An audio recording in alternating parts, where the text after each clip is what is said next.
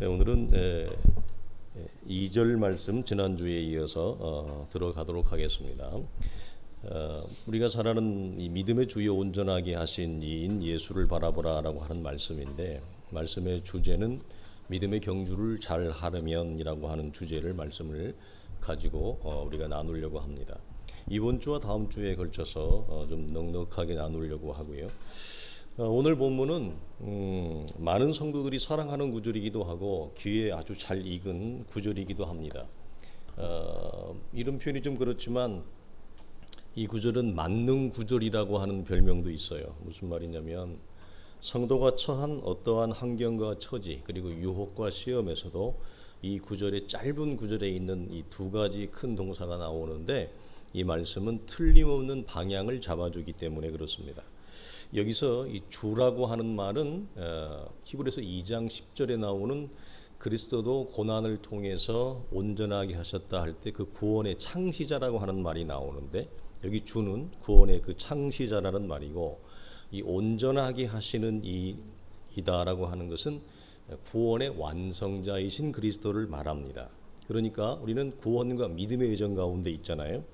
구원의 여정 가운데 있는 우리에게 구원의 시작과 완성자이신 예수 그리스도를 바라보라고 하는 것은 어떻게 보면 만능 구절이라고 하는 말처럼 다 어디에도 접목될 수 있는 그런 아주 근원적인 말씀이다라고 우리는 봅니다. 또 하나는 이 말씀은 우리의 구원의 여정은 지난주에 이어서 나누게 되어지면 맥락이 뭐냐면 이제 마라톤이잖아요. 장거리이기 때문에 한편 강도처럼 믿자마자 바로 낙원에 들어가면 아무런 문제가 없습니다. 그래서 그러나 대부분의 성도들의 현실은 기막힌 장거리를 저마다 달려야 된다고 하는 것이죠. 그래서 장거리 경주에서 성경이 일관되게 주는 두 가지의 영적인 지침이 있어요. 첫째는 뭐냐면 방향을 잘 잡는 겁니다. 이 방향을 잘 잡는, 지난주에 나누었듯이 이것이 하나님의 뜻에 합당하고, 그 다음 우리가 지난주 오전에도 나누었듯이 정의와 공의와 긍휼을 베풀 수 있는데도 가장 첫 번째가 뭐냐면 하나님과 호흡과 방향을 맞추는 겁니다. 그러니까 이걸 틀어지면 그 다음에 나오는 지식이나 그 다음에 나오는 열심이나 헌신은 이제 그때부터 더 큰 문제가 되어지잖아요. 그래서 정의도 방향이 중요하고, 그 다음에 오늘 이 믿음의 여정에서도 이 방향은 제일 중요해요. 그래서 믿음의 경주, 이 장거리에서 성경은 첫째는 항상 방향을 맞추라. 둘째는 경주하는 자가 몸이 좋아야 됩니다. 지난주 나누었듯이 실제로 자기 몸을 잘 이렇게 훈련하는 것도 되게 필요한데, 경주하는 자의 몸이 좋다고 하는 것은 경주하는 자가 얼마나 인내해내느냐, 경주하는 자의 그 장거리 체력, 그 장거리 체력을 성경은 뭐라고 얘기하냐면 인내라고 그럽니다. 그러니까 방향이 아무리 좋아도 인내하지 못하면 의미가 없어요. 왜? 완주하지 못하니까. 그런데 두 번째로 체력은 좋은데 방향이 잘못되면 실컷 산은 잘 타고 올라가는데 다른 산에 올라가니까 그것도 의미가 없는 거죠. 그래서 성경은 방향과 인내라고 하는 이 장거리 믿음의 여정의 두 가지를 항상 우리에게 뭐죠? 제시해주고 있습니다. 자, 그런 차원에서 오늘 첫 번째 믿음의 주를 바라보라라고 하는 주문을 나눌 것이고, 다음 주에서는 십자가를 잊어버리지 마라. 무슨 말이냐면 제자가 되었는데 제자도를 잊어버리는 제자가 많게 되어졌어요. 초대교회 이후에 특별히 현대사회로 올수록. 그래서 제자도를 잃어버렸다고 하는 말은 뭐냐면 복음과 함께 고난받는 개념이 현대교회에서 점점점 희미해져 가요. 그래서 예수를 믿는 것은 전부 다 이 땅과 내세에서 예수를 통해 자기에게 주어지고 채워질 그 덕, 자기에게 미칠 유익만을 고무적으로 바라보지, 내가 복음을 위해서 최소한의 개념이 뭐냐면 수고한다는 개념이거든요. 그러니까 바울이 디모데에게 쓸 때 소극적으로는 네가 나와 함께 복음을 위해 수고하였느니라 이 말을 써요. 적극적으로는 어떤 말을 쓰냐면 복음과 함께 네가 고난을 당하는 것을 이상하게 여기지 마라. 그걸 즐겁게 여기라, 이렇게 얘기한다고요. 그러니까 소극적으로는 복음의 수고, 적극적으로는 복음과 함께 고난받는 이런 제자도를 잃어버린 기독교가 되어져 버렸단 말이죠. 그래서 예수를 통해서 우리에게 주어질 현실적인 어떤 이익과 유익만을 도모하는 기독교가 되지 말라고 하는 차원에서 본문 2절 중심에 뭐가 나오냐면 십자가가 나오는 겁니다. 세 번째는 인내함으로 경주에 임하라라고 하는 거. 왜냐하면 인내는 왜 어렵냐면 인내의 핵심은 자기 죽음과 자기 부인이라고 하는 십자가를 지는 거기 때문에 그렇습니다. 그래서 우리가 이 세 가지 어떤 영적인 방향과 지침을 이번 주와 다음 주에 나누기를 원하고요. 오늘은 먼저 시선을 예수 그리스도에게 두라라고 하는 말씀입니다. 이 말을 히브리 교회 목회자가 이 지금 히브리 교회 성도들에게 이 말을 지금 선포한다는 것은 여러분 무엇을 전제할까요? 왜 이 말을 할까요? 시선을 놓쳤다는 얘기입니다. 히브리 교회 성도들이 그 이유는 우리가 히브리서의 전후 문맥을 보자면 우리는 알 수 있습니다. 뭐냐면 오랜 시련과 환란으로 그들은 지쳤기 때문에 그렇습니다. 지금. 그래서 우리가 앞에서 히브리서 11장을 나누기 그 앞장 9장 10장에서 보게 되어지면 히브리 교회는 지금 순교자들이 지금 나오고 있어요. 그들의 재산과 생명을 몰수를 당하고 많은 가치 있는 믿음의 지체들이 믿음을 고백한다는 이유로 감옥에 끌려가기도 하고 그들의 재산을 몰수받기도 하고 어떤 이는 순교에 이르기도 하는 이런 꼭 지독한 이 믿음의 시련과 고난 가운데 이들이 지금 놓여져 있어요.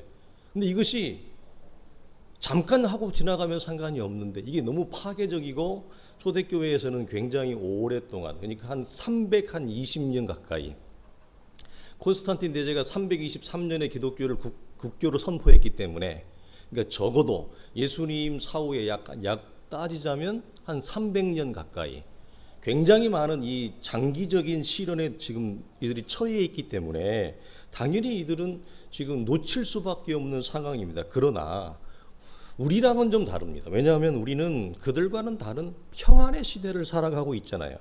대부분의 현대 성도들이 이 믿음의 시선을 놓치는 이유는 초대교회처럼 이런 극심한 환란 때문이 아니라 첫 번째 이거죠. 세상의 시선을 빼앗기기 때문에 그렇습니다. 두 번째는 이 세상에서 잘 되고 싶은 욕망에 우리도 한번 편승하고 싶은 거죠. 이 세상에서 우리도 잘 나가고 싶은 욕망에 빠져. 그러니까 세상과 자신의 욕망에 자기가 함몰되어지는 것입니다. 이 두 가지가 어려운 이유는 다 어렵죠. 왜 어렵죠? 매일 우리는 세상 속에서 살아가잖아요. 보이는 게 노출되어지는 게 부딪히는 게 감각되어지는 게 도전되어지는 게 유혹되어지는 게 늘 그런 거예요. 그러니까 어떻게 보면 여러분 목사는 목사대로 힘들지만 성도들이 어떤 면에서 보면 신앙생활하기 더 어려워요. 그렇죠? 훨씬 어려워요. 나가면 목사는 여러분을 상대하잖아요. 근데 여러분은 안 믿는 분들을 상대하잖아요. 거의 대부분. 그러면 그들이 우리에게 주는 영향이라고 하는 것은 뭐죠? 우리도 세상의 유혹에 젖어들 수밖에 없는 그런 그늘과 영향을 우리는 흠뻑 받는단 말이에요. 그래서 이게 어려운 이유예요. 눈만 뜨면 나가면 우리의 고향이 세상이기 때문에 그렇습니다. 또 하나는 두 번째는 뭐냐면 사람은 누구나 순자가 얘기했듯이 사람은 누구나 본성상 태어날 때부터 자기만을 바라보기를 원합니다. 그러니까 자기만을 바라보기 때문에 자기 욕망에 빠질 수밖에 없어요. 사람은 자기라고 하는 자아라고 하는 이 우상에 도취될 수밖에 없거든요. 그러니까 세상과 이 시대의 유혹, 자기 자신의 최고의 우상이 여러분 세상이 아니고 세상도 우상이지만 더 근접한 여러분 뗄래야 뗄 수 없는 우상은 뭐죠? 자기 자신이에요. 사실은 제일 큰 우상이 자기 자신인데 세상과 최고의 우상인 자기 자신을 내려놓고 시선을 그리스도에게 둔다고 하는 것은 여러분 여간 어려운 일이 아니에요. 이게 보통 여러분 힘든 일이 아니라고 하는 거예요. 아무리 세상의 시선을 빼앗기지 말아야지 하면서도 세상이 부럽습니다. 어제 우리 어떤 집사님하고 통화했는데 제가 좀 속이 상한 면이 있었어요. 나도 좀 부족함이 없이 좀 해줬으면 좋겠는데 부족함이 없이 좀 했으면 좋겠는데 나는 부족함이 너무 많은 거예요. 그죠?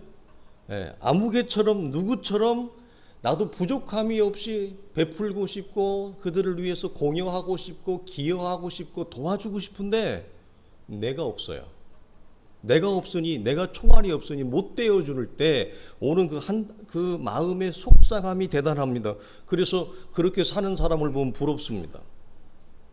그리고 여전히 세상에 미련이 남아 있습니다. 물어보겠습니다. 여러분, 세상에 미련이 남아 있습니까? 아직 미련이 있죠, 우리는. 미련이 있죠. 미련이 없을 수가 없죠.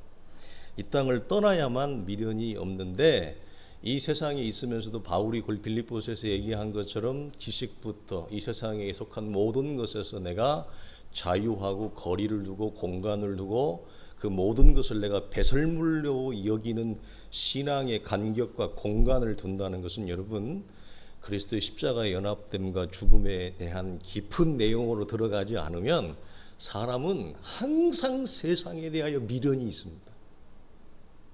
그건 없다고 하는 것은 거짓말이에요. 안 그렇겠어요? 여러분, 어떻게 없어요? 네?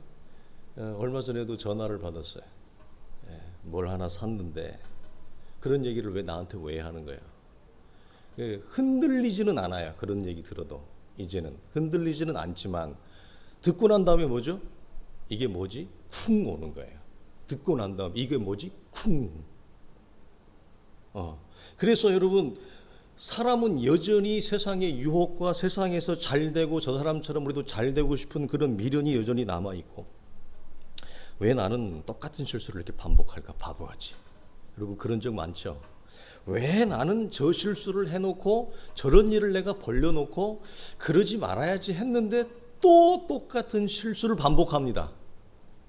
사람 참 희한해요. 그러면서 그러죠. 바보 같은 놈, 바보 같은 놈, 왜 그랬어? 좀 지혜롭게 좀 대처하지. 좀 성숙하게 좀 대처하지. 그렇게 자기가 자기 자신에게 대해 자책을 합니다. 그러면서도 뭐라고 생각하느냐? 이렇게 생각해. 자기만큼 괜찮은 사람도 없는 것 같아요. 자기 자신에 대한 자책과 회의가 있으면서도 가만히 또 보면 나만큼 괜찮은 사람도 없고, 이만하면 예수 잘 믿는 것 같고 이만하면 여러분 괜찮은 것 같은 거예요. 그러니까 여러분, 이 모든 세상과 자신의 자아를 놓고 우리의 시선을 그리스도에게 놓는다고 하는 것은 우리의 힘으로는 불가능합니다. 그럼 여러분 어떻게 해야 됩니까? 성경은 단순하게 얘기하는데 시선을 그리스도에게 두라고 얘기합니다.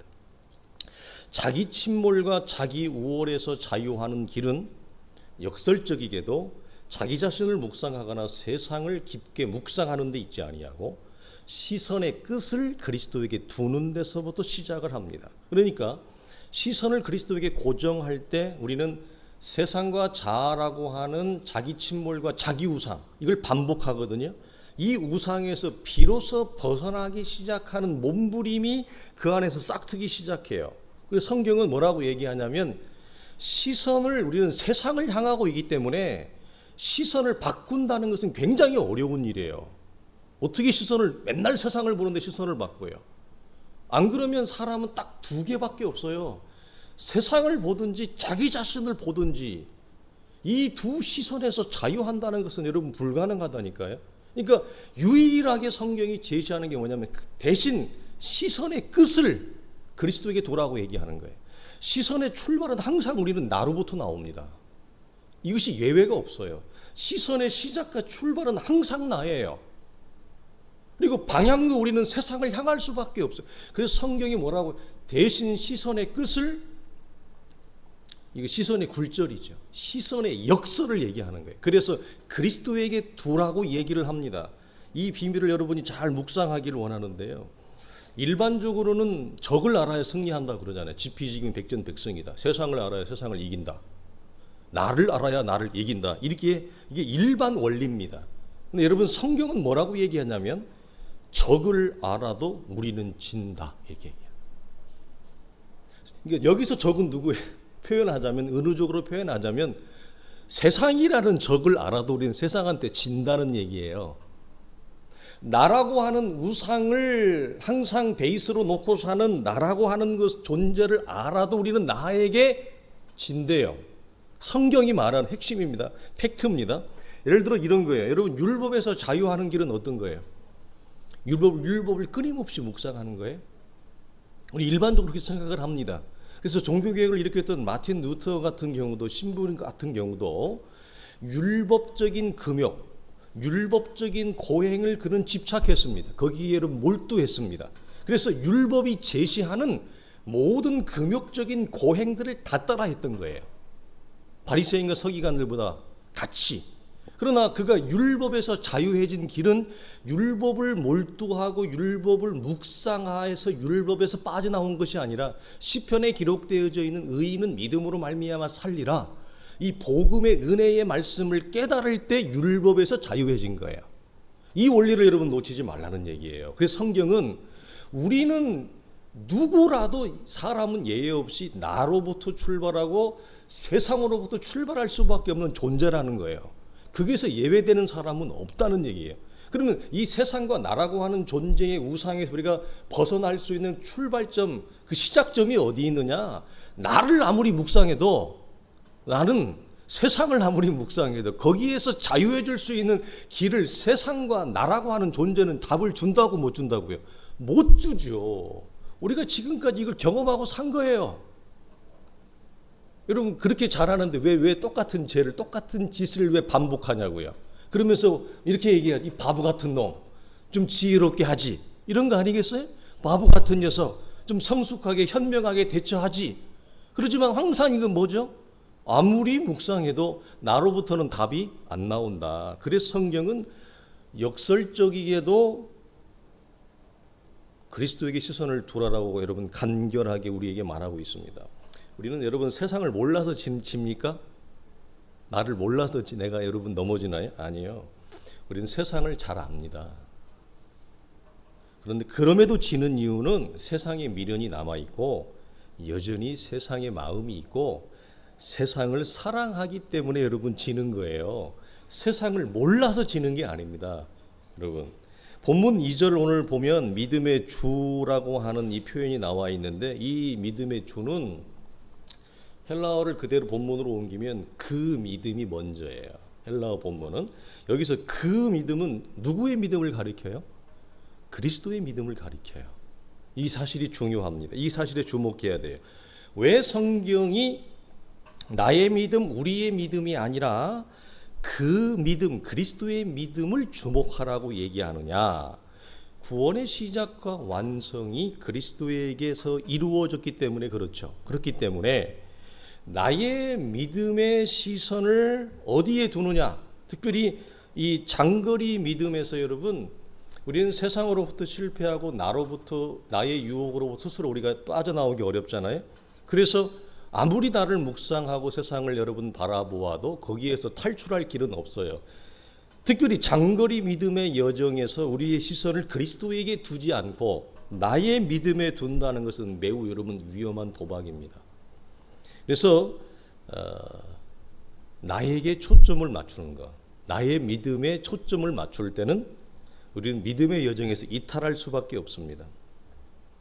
그래서 성경은 오늘 본문에서 그리스도의 믿음에 주목하라, 그리스도의 믿음에 시선을 두라, 그렇게 얘기를 하는 거죠. 여러분, 나의 믿음은 왜 여러분 늘 불안할까요? 우리의 믿음은 의심과 회의라고 하는 이 공격을 늘 받기 때문에 그렇습니다. 누가 나를 건들지 않아도, 누가 나를 공격하지 않아도 우리의 믿음은 늘 자불완성이고 흔들립니다. 의심과 회의라고 하는 공격 속에 우리는 늘 노출되어져 있어요. 그래서 우리는 믿음의 여정에서 나의 믿음에 시선을 두면 늘 불안한 이유가 여기에 있어요. 그때 달라요, 우리는. 상황 따라, 처지 따라 달라요, 우리 믿음이. 실제로 굉장히 많아요.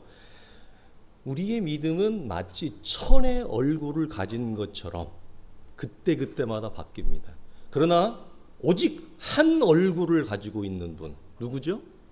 우리의 믿음의 시작과 완성을 이루신 예수 그리스도. 그분은 오직 우리에게 단 한 마음, 단 한 얼굴만을 보이기 때문에 그 한 얼굴만을 바라볼 때 뭐죠? 1000개의 얼굴로 바뀌는 나라고 하는 이 불완전한 믿음을 유지할 수 있는 거죠. 안 그러면 장거리 믿음의 여정에서 반드시 이탈합니다. 왜? 그렇지 않아도 세상의 유혹과 미련, 나라고 하는 존재의 육체의 욕망과 욕심에 이 가득 이것이 올라오는데 그 불안과 회의와 자책에서 자기 침몰을 할 수밖에 없어요. 내 믿음에 집중하면 우리는 반드시 자기 침몰을 경험합니다. 여러분, 그래서 성경이 우리의 믿음이 아니라 그리스도의 믿음의 시선을 두라고 얘기하는 거죠. 예를 들면 아브라함이 이삭을 드리지 않습니까? 이삭을 드릴 때 이렇게 고백해요. 우리가 잘 아는 대로 죽은 자 가운데서 다시 살리실 줄을 믿고 드렸다. 멋진 말인데, 자, 그러면 물어봅니다. 이때 믿음은 누구를 신뢰하는 믿음입니까?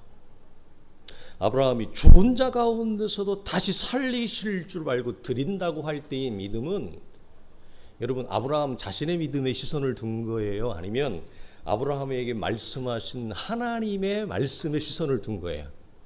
후자죠. 후자입니다. 이 차원을 여러분 놓치지 말라는 거예요.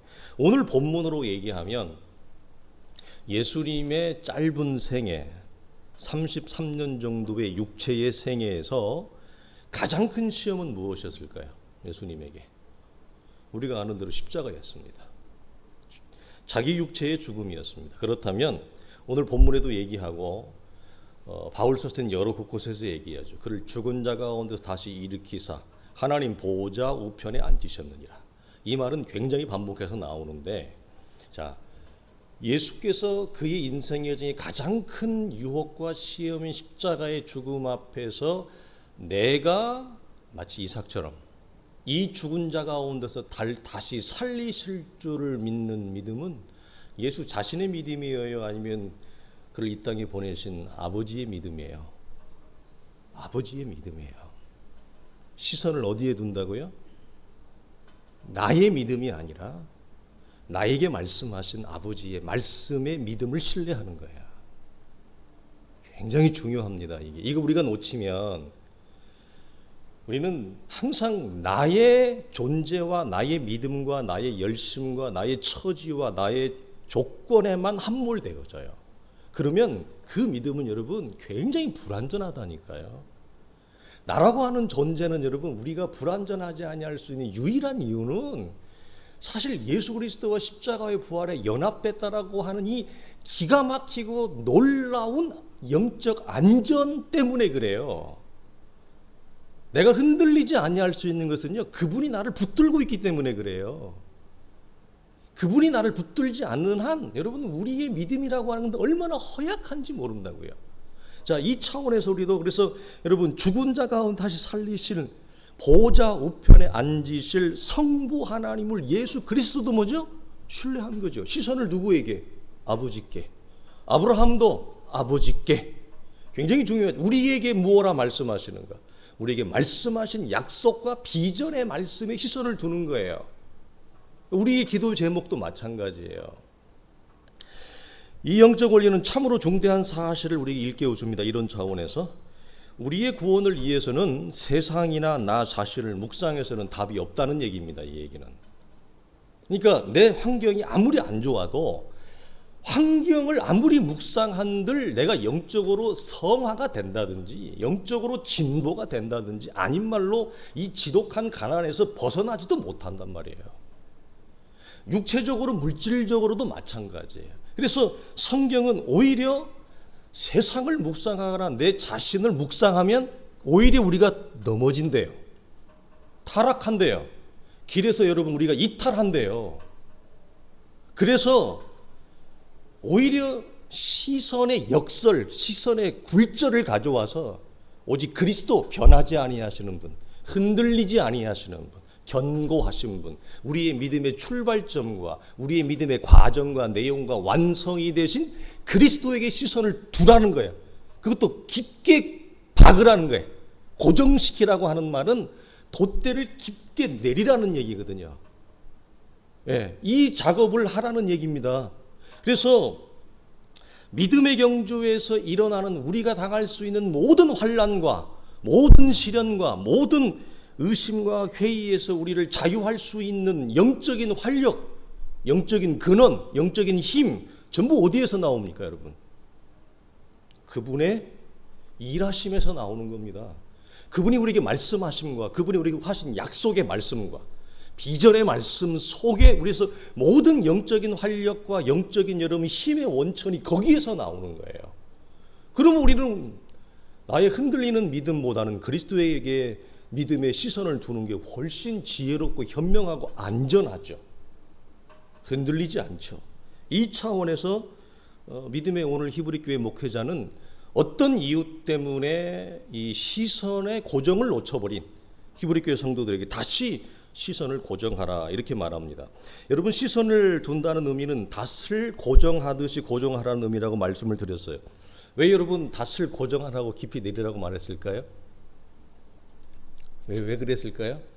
여러분 입장에서 한번 생각을 해보십시오. 사람은 변죽이 심하거든요. 사람은 변죽이 심해요. 들어갈 때 나올 때, 아플 때 안 아플 때, 컨디션이 좋을 때 안 좋을 때, 기분이 좋을 때 안 좋을 때, 처지가 좀 괜찮을 때 안 좋을 때, 사람은 변죽이 자기도 몰라요. 자기도 자기 자신을 몰라요. 그렇기 때문에 그때마다 처지마다 상황 따라 달라지는 우리의 믿음의 불안정함과 흔들림 때문에 예수 그리스도의 그 믿음과 구원의 완성 속에 그 안에 우리의 시선을 곧게 깊게 닫아 놓으라고 하는 거예요. 여기에도 비밀이 있잖아요. 어떤 비밀이 있을까요? 그것은 여러분 아주 심플하지만 이걸 이제는 우리 교회 공동체는 이제는 교회 공동체에 하나님이 주시는 굵직하고 아주 넓은 통일된 말씀이 있어요. 그러니까 그 말씀을 우리 성도들이 6년 동안 지금 받고 왔기 때문에 신앙들이 다 잘한 거예요. 근데 여기에도 사실 비밀이 있어요. 왜 어떤 목회자가 전하는 말씀을 들으면 제가 여러분에게 전달해 주는 말씀도 사실 별 내용이 아니거든요. 사실 별 내용이 아니에요. 대단한 내용도 아니에요. 그런데 왜 어떤 목회자가 전달해 주는 말씀을 들으면 사람들이 변하고 아주 식견도 있고 아주 똑똑하고 말씀도 참 잘 전하는 목사님인데 왜 그 목사님이 전하는 말씀도 내용도 괜찮고 한데 왜 사람들이 안 변할까요? 왜 안 변할까요? 여러분 그 비밀을 아세요? 여러분 묵상해 보십시오. 여러분 대단히 큰 겁니다. 주일학교 설교하시니까 여러분 그 비밀을 알아가십시오. 내 입에서 나오는 말씀이 대단해서가 아닙니다, 여러분. 절대 그렇지 않습니다. 하나님이 하시는데요. 답은 하나님이 하시잖아요. 근데 왜 A라고 하는 목사가 할 때는 사람들이 변하고 B라는 목사가 할 때는 설교가 내용도 좋고 평균적인데 왜 아무런 변화가 없을까요? 그 영적인 자람이 없을까요? 숙제로 여러분 드립니다. 여러분 묵상해 보십시오. 그걸 여러분이 원리를 아십시오. 그 목회자 안에 무엇이 있습니다. 무엇이 하나님은 그걸 통해서 역사하십니다. 인간의 실력이나 똑똑함을 가지고 역사하지 않습니다. 자, 그래서 여기서도 여러분 비밀이 뭐냐? 날마다 개인의 경건 안에서 우리의 시선의 시선의 끝을 바꾸어서 그리스도에게 고정시키는 영적인 작업을 하는 거예요. 이 작업을 시시때때로. 그러니까 우리가 영적 진지를 구축하라는 말을 여기에 대입하면 어떻게 돼요? 영적 시선을 구축하라. 어디에서? 매일의 일상에서. 자, 이것을 하는 자와 하지 않는 자의 차이로 이제 우리 교회는 나뉘어질 것입니다. 왜? 우리 교회는 공통되게 편만하게 통일된 말씀이 우리 교회 모든 지체들 가운데 설몬의 이슬이 시온의 산들의 내림같이 싹 말씀이 살포시 내렸어요. 그러니까 그런 말씀을 이제 받지 않다가 그런 말씀을 받으면 마치 이렇게 굶주리고 있는 아이가 갑자기 엄마를 만나가지고 너무 이 탄수화물, 단백질, 지방, 야채, 채소 좋은 걸로 그냥 음식을 너무 잘 골고루 먹으니까 애가 그냥 윤기가 나고 살이 통통통 붓고 애가 막 힘도 생기고 근육도 생기고 애가 성장도 잘 일어나고 건강하고 잘 먹으니까 애가 웃기도 하고 기뻐하기도 하고 막 까불기도 하고 이런 현상이 일어나요. 이게 우리 안에 공동체에 편만하게 공동체적으로 일어나는 거예요. 근데 여기까지는 다 똑같은 수혜자예요. 그러나 무엇에서 이제는 갈라지냐면 영적 진지를 매일의 일상에서 구축하느냐.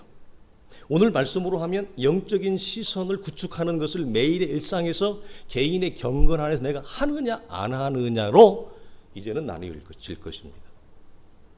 이제는 그걸로 여러분 나뉘어집니다. 시간이 더 흘러가면 영적 시선을 구축하는 성도, 영적 진지를 구축하는 성도, 어디에서? 하늘 높이의 땅 아래서가 아니라 내게 주어진 이 잔인한 현실이라고 하는 일상 안에서 이걸 내가 하나님 앞에서 하느냐 하지 않느냐의 차이로 여러분 신앙의 두께와 크기와 넓이와 길이와 높이가 이런 충분히 달라질 것입니다. 시선을 그리스도에 고정시킬 때 그리스도는 지상에 있는 우리를 지원하기 시작하고 성령을 통해서 우리에게 일합니다. 그리스도와 성령이 우리 모두를 위해 일합니다. 여러분 놀라운 거예요. 왜 성경이 시선을 그리스도에 고정시키라고 하느냐. 토마스 왓슨 목사님 이렇게 얘기해요. 우리가 그리스도의 시선을 고정시킬 때 그리스도는 하늘에서 일하고 성령은 그리스도의 능력으로 우리 안에서 역사한다. 놀라운 말씀이죠. 어떻게 해요? 우리가 잘 아는 요한 1서 2장에 있는 말씀을 보면 그리스도는 지금도 우리의 영원한 대언자라 그랬어요. 무슨 말입니까? 아버지 앞에서 지금도 우리를 위하여 끊임없이 우리를 위하여 대변하고 있는 자가 있다.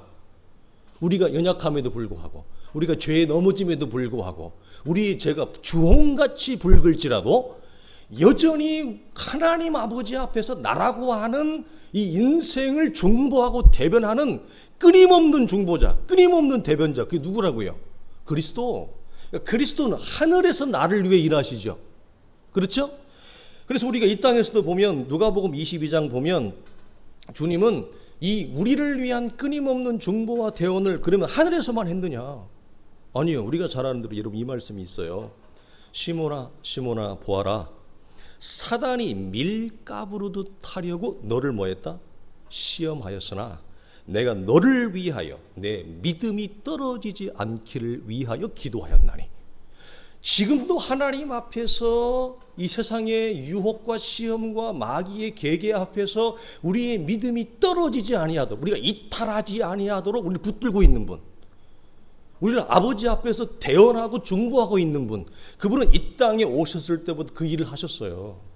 그러면서 뭐라고? 내가 너의 믿음이 떨어지지 않기를 기도했으니 너는 돌이킨 후에 네 형제를 굳게 하라. 그 목적은 항상 나를 넘어서는 데 있습니다. 복음은 항상 나를 넘어섭니다. 주님은 단순히 베드로 하나의 믿음이 떨어지지 않기를 위하여 대언하고 중보한 것이 아니에요. 네 믿음이 떨어지지 않은 후에 너는 돌이켜 내 형제를 세워라, 이 말입니다. 그래서 오늘 이 본문 우리가 다 나누지 않지만 다음 주에 보면 왜 십자가를 개의치 아니하고 부끄러움을 개의치 아니하고 그분이 인내하며 십자가를 견뎌냈느냐? 하나님의 교회 공동체 때문에 그래요. 복음은 나를 넘어섭니다. 저는 이걸 신뢰합니다. 많은 사람들은 우리 시대의 기독교의 복음은 나를 넘어서지 못하는 복음입니다. 안타깝지만 나라고 하는 이 존재와 우상 안에 함몰되고 감추어버리고 죽어버린 믿음이에요. 복음이에요. 나 하나를 뛰어 못 넘어요. 그리스도의 복음은 유니버설 가스펠이에요. 보편적이고 우주적인 코스메틱 가스펠인데 이 우주적인 복음이라고 하는 말은 자체가 뭐죠? 나라고 하는 존재를 뛰어넘는 거죠.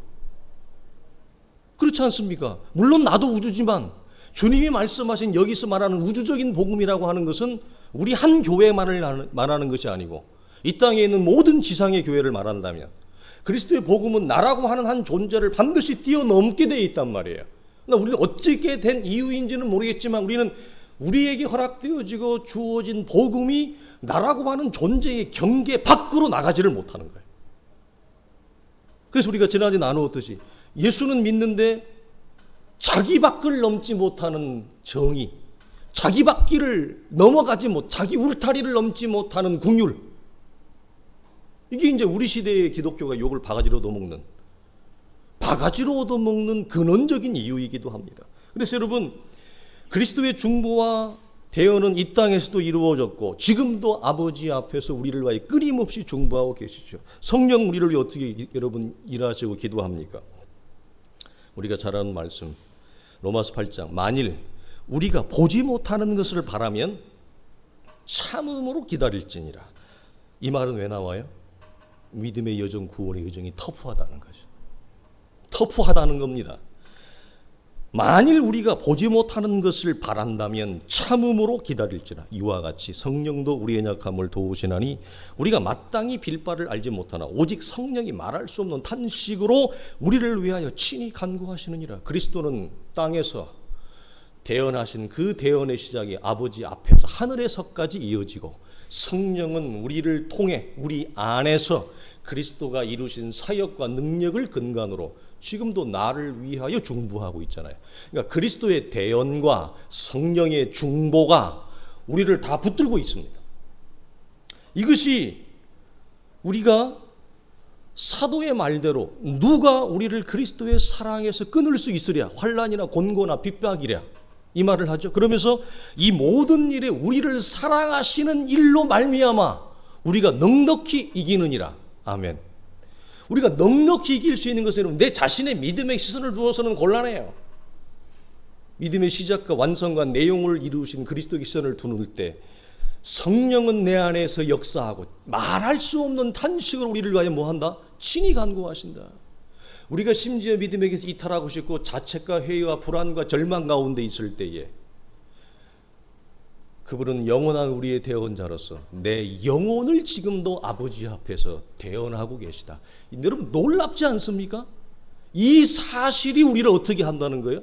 이 우리가 넉넉히 이기는 원천이죠. 근간이죠. 그래서 성경은 우리의 시선을 나의 믿음에 두지 말고 그의 믿음에 두라고 말씀하고 있습니다. 힘겨운 경주를 하는 자들에게는 여러분 위로와 격려가 필요합니다. 우리 모두에게 필요해요. 우리 성도들에게는 위로와 격려가 필요해요. 서로 돌보아 서로 사랑하는 게 필요합니다. 우리 성도들에게는. 근데 여기서 말하는 위로와 격려는 우리를 위한 성령의 중보와 그리스도의 대언의 역사같이 큰 위로와 격려는 없어요. 그리고 이 땅에서 우리가 살아가면서 힘든 믿음의 경주를 하는 우리에게 서로가 서로에게 위로와 격려와 소망이 되어지는 사도신경에 나오는 성도의 그 따뜻한 교제, 복음 안에서 나누는, 진리 안에서 나누는 교제, 이것이 우리에게 위로와 격려입니다. 여기에서 힘을 받아요. 우리는 다른 데서 힘을 받지 못합니다. 힘을 받을 수 있는 것이 없죠. 그리스도의 중보와 성령의 대언, 성도의 위로와 따뜻한 교제와 사랑 안에서 우리 사랑하는 성도들이 힘을 받으시고 이 힘든 믿음의 여정을 넉넉히 주 안에서 이길 수 있기를 주님의 이름으로 축원합니다.